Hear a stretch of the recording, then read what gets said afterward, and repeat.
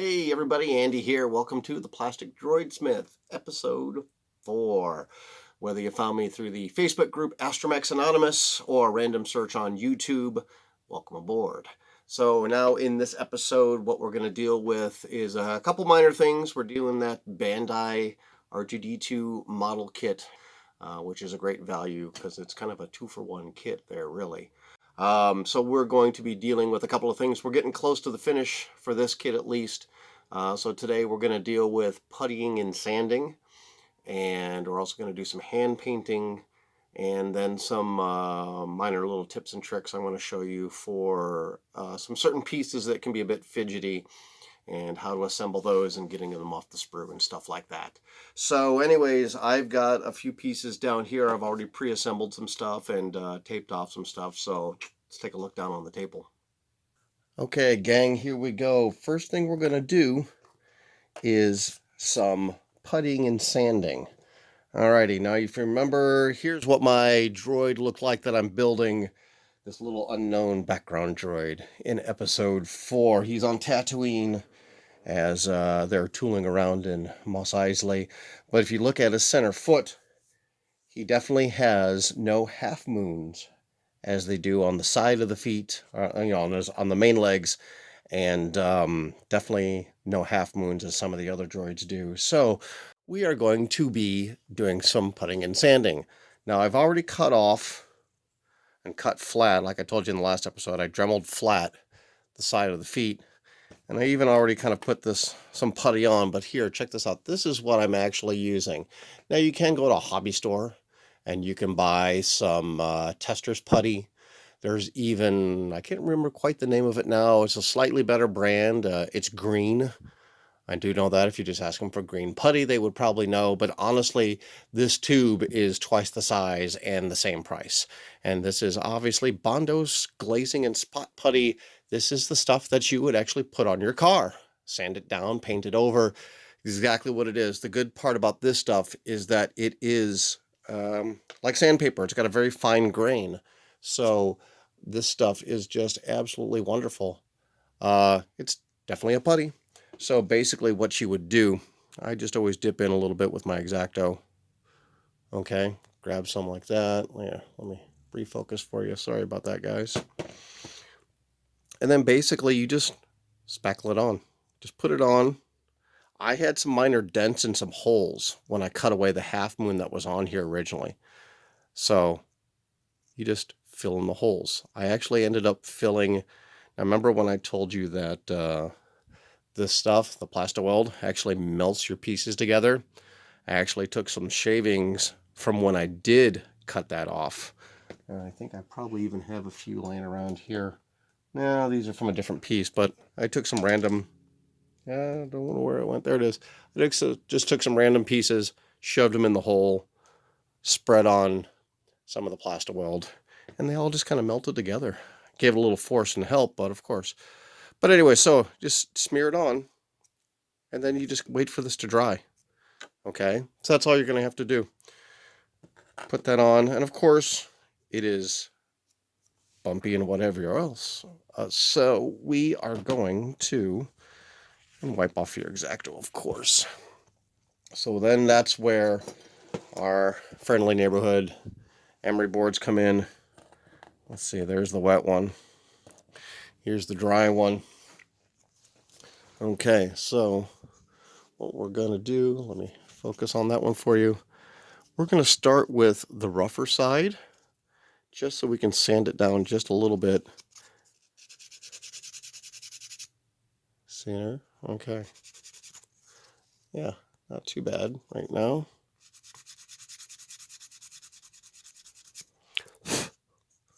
And then I'm going to switch over to the higher grit side, higher grain side. So you can see the plastic obviously starting to come through. You can see where the putty is sticking inside the holes. So there we go, look at that. Let me see if I can get this nice and close for you. All right. So you can definitely see where those holes were that I filled in with some of the other plastic. And of course then our unsanded side Get that down a little.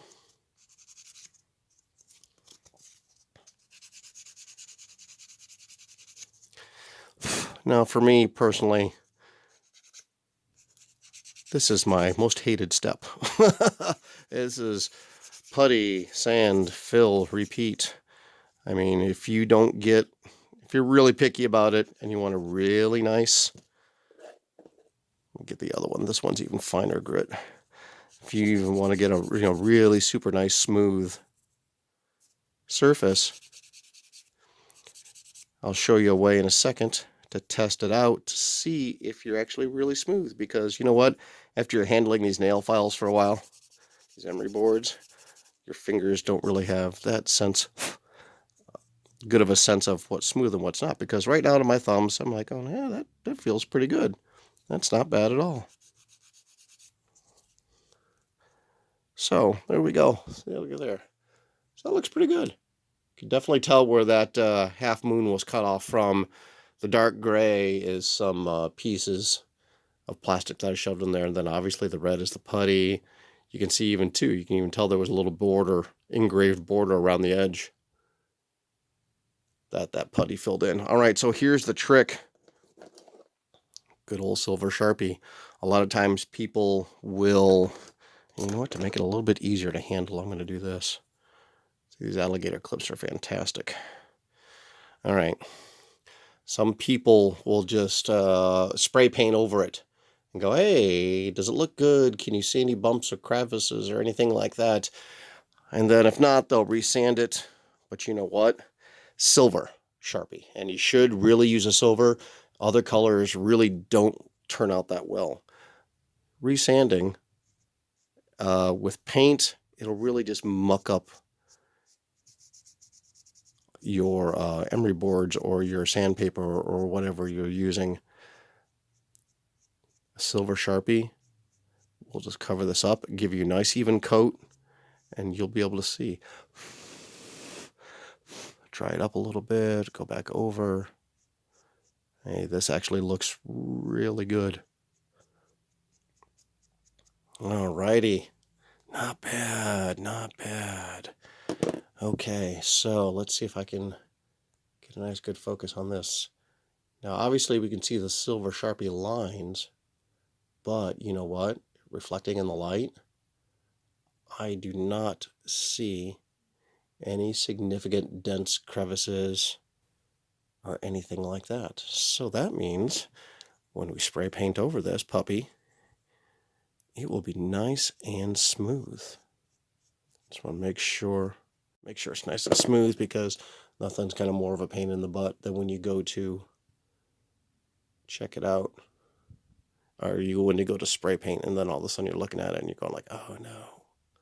All right, so there we go. So there's a little bit of sanding technique.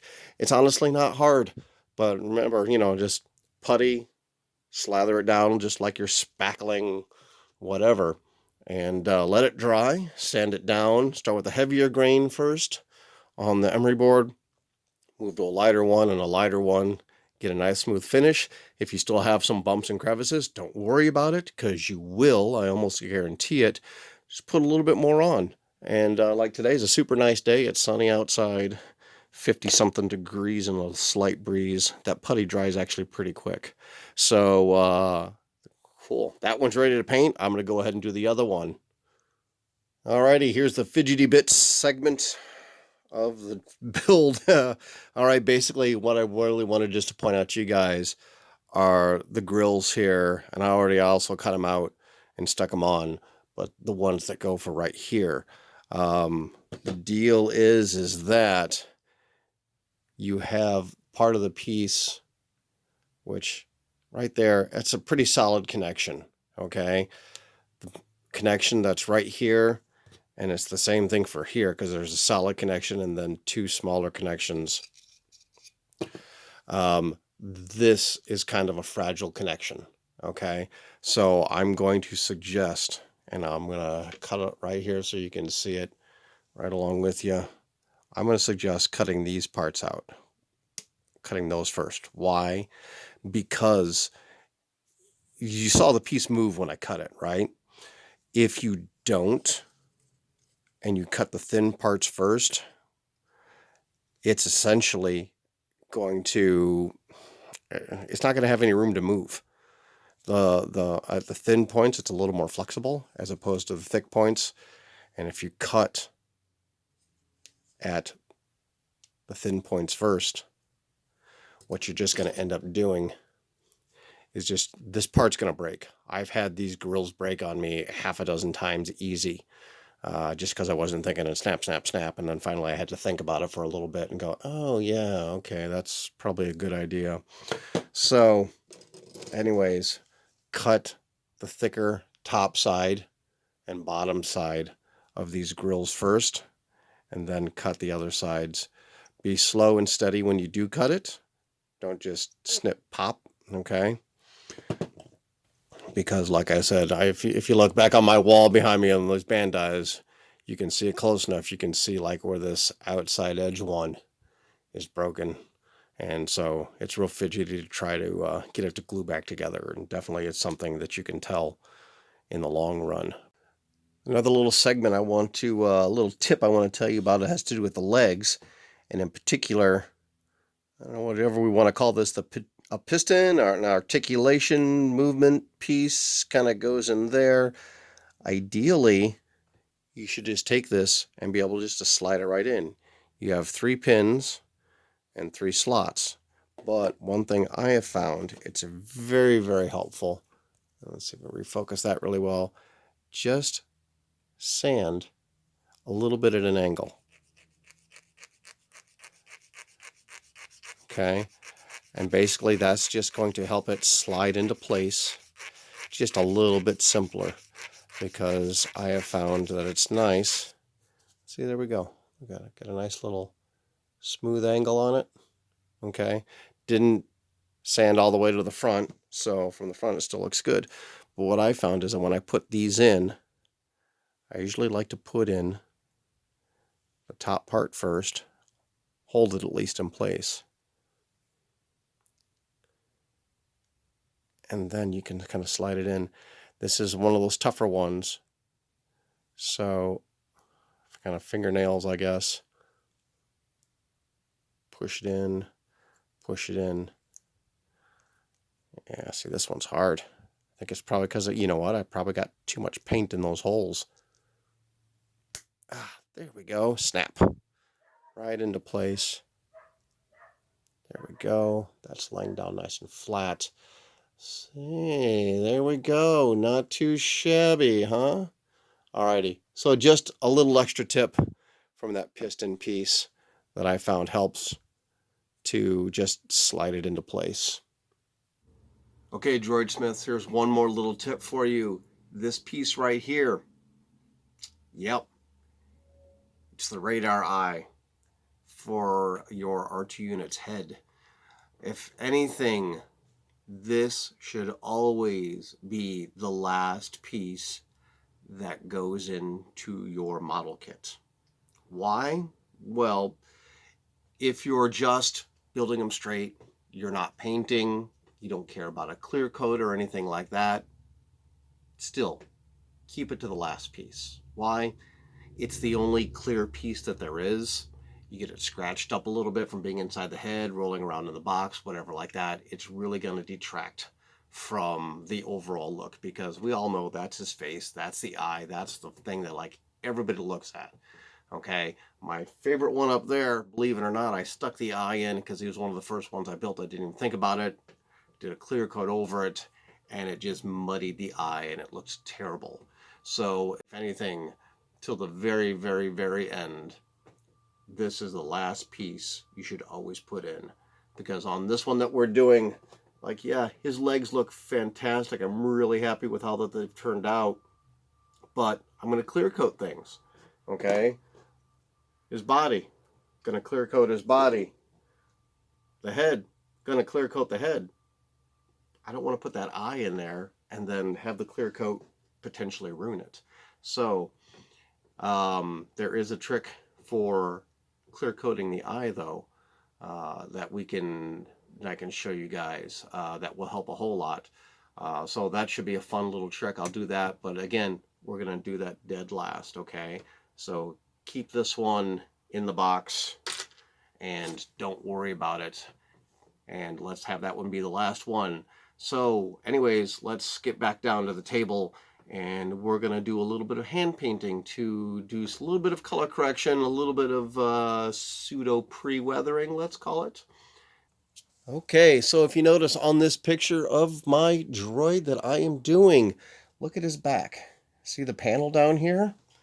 It's definitely colored in for sure, but it looks like, all things taken into consideration with sun and shadow and age of the picture, it does look like it is a third blue color. It looks like it's a much lighter one, definitely lighter than the dome, definitely way lighter than all the panels. So that's the next tip. So here we go. This is what we're going to do. I took some of that Tamiya masking tape, outline the border. So now you could also, because it's got like a little frame around each one of these pieces.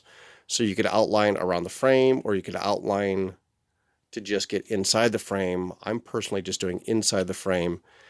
And when you put that tape down, burnish it down a bit.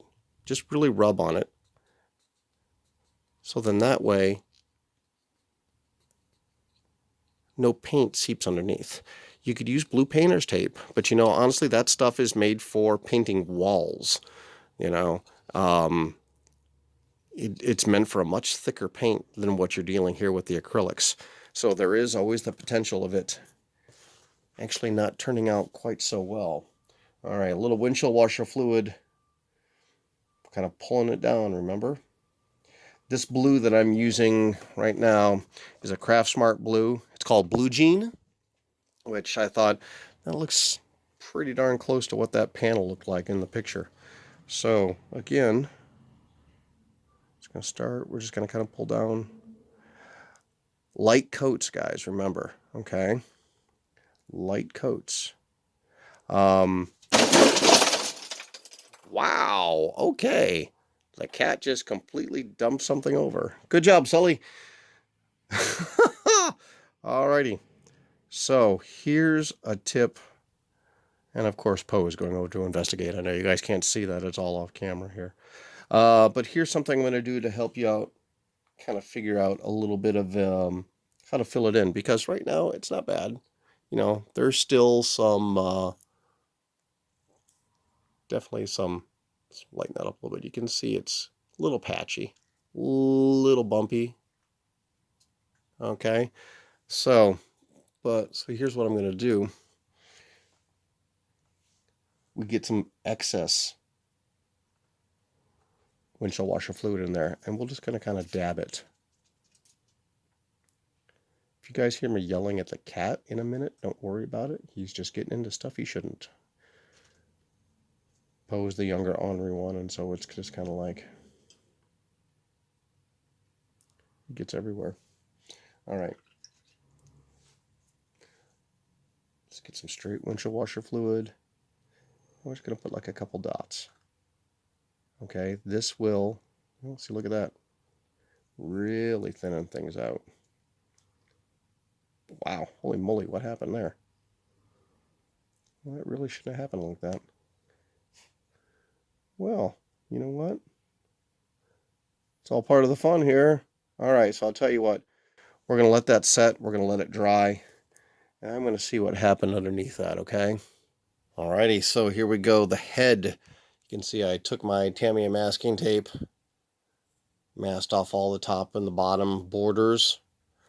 I do like this darker color, but after it dried, it's still not quite as dark as I wanted it to be, so it gave me an idea.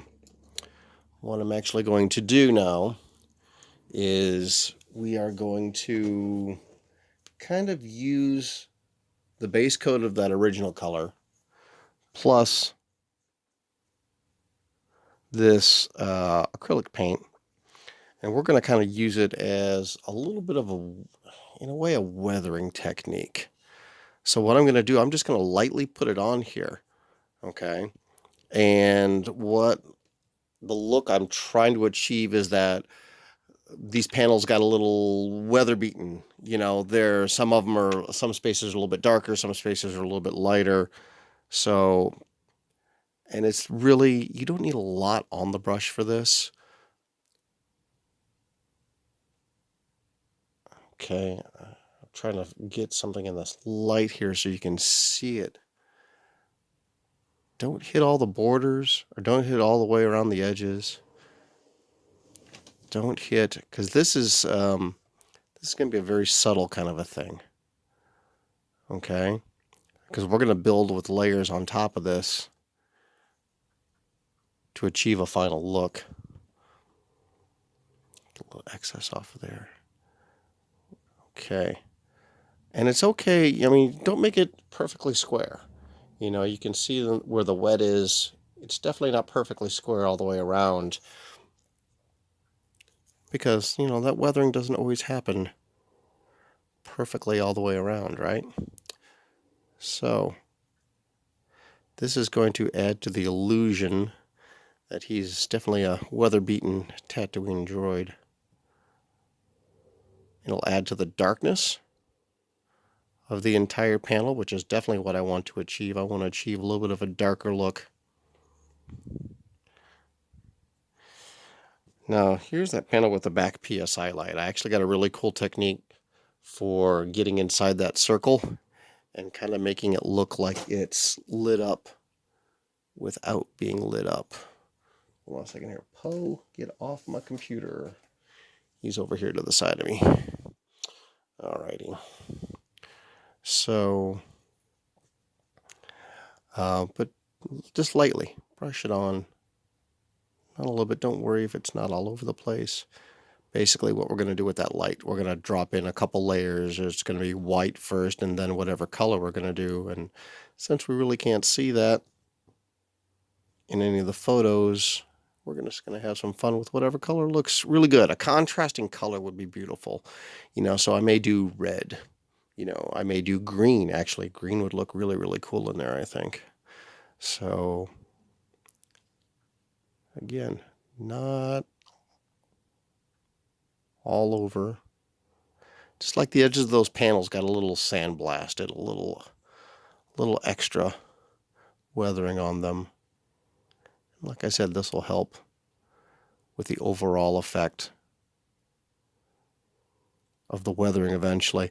What I am going to do with the weathering, we are going to use the pastel chalks right here. Okay, we'll definitely use those on the body for sure. And we're going to use, let's see, we could probably even put trying to think what I want to do with this. Like a black wash technique. Okay, so we'll definitely be able to, we'll put a few variety of things, as I know some of you, and I think Ralph, on AA, Ralph, I even think you said you wanted to know how to weather some things. So we'll take care of that. We'll take care of you. Don't worry. Alrighty. There we go. A little thin. Yeah, this isn't bad at all. This isn't bad at all. Alrighty. So there we go. We are set. But so for now, that's step one and some weathering. And then also too, check out, here's my legs. Look at those suckers. I'm sexy. The legs are looking great. Okay, so I'm really happy with, especially, let's just put one of those things down, especially when you can see like around the white and everything like that, because there's a subtle white ring around that center axle piece. So you can see that, and that looks really good. I'm really happy with how this has turned out. That new acrylic paint that I did over that is really wonderful for that last, for that color, that dark panel color. And here we go. Check it out. This is after drying. That's what happened to that particular piece when it all got washed out there. So this is also an interesting point here, because look at this. You see how this is kind of like dried in a little bit of a mottled kind of a pattern? That's actually kind of cool. If you want a really weather-beaten kind of a look, really just, thin out the paints. I would say water them down, but of course, windshield washer fluid is a little bit better. But that by itself actually could be a really, really cool weathered and beaten up effect. But I want it to be just a little bit darker. because that's what it looks like in the image that I have to work with. So I want to try and be as accurate to the image as possible. So we're just going to lay down again some paint, and then when this one is all dry, we're going to peel it up. This video actually is getting pretty long. I did the totals for all my segments, and we're like pushing a half an hour or so. So I think for right now, we're going to tie this episode 4 up. Okay, so we're just going to leave it just about like that. I'm going to stick it out of my solar-powered drying machine, which is, just the rack on my back porch. And that'll dry up, and we'll see where we're at on episode 5. Alrighty, Droidsmiths, we're going to wrap up episode 4 here of the Plastic Droidsmith. Next time you see me, episode 5, I'm going to have the head done, okay? I'm going to have all those panels on the top head. We'll have that single panel done right there. And basically, you know what? The key to this one is when it's dry, here's the abbreviated version. When it's dry and you like it, maybe lightly use your X-Acto to get under the tape, peel it up, or just peel it up with your fingernails, however you feel comfortable doing it. Slowly peel it down. Don't peel it straight down, peel at an angle, at like a 45-degree angle, okay? So then that will help pull the tape off cleanly and not get any jagged points, any jagged rips in your paint there. If you do have a little bit of spill underneath the paint, lightly take the X-Acto and just very lightly, just do that. Just lightly scrape, okay? If you wanted to, you could even get like a coffee stir stick, wood, a little less abrasive than metal.